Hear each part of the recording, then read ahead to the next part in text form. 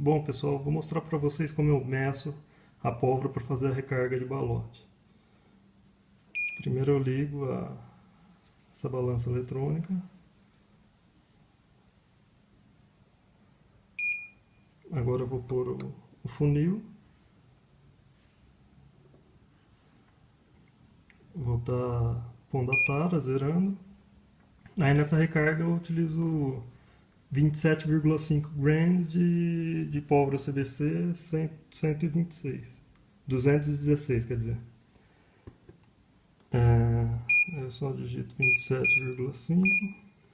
Aperto dispor.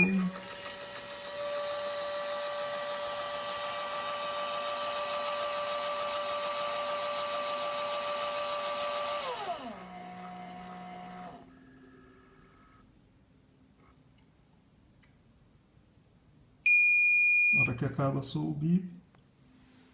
Aí é só pegar o cartucho.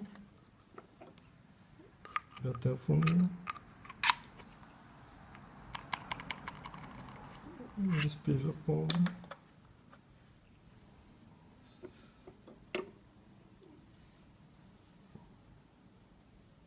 Clico de novo, vai fazer tudo novamente.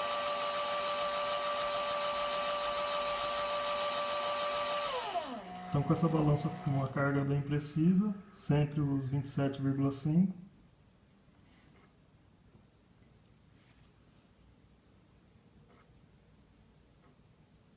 Na hora que estiver pronto eu vou apitar.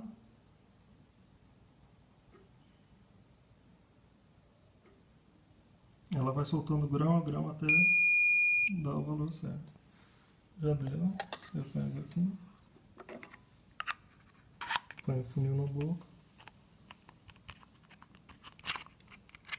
Despejo. Já deixo aqui para depois a próxima etapa, que é pôr a bucha.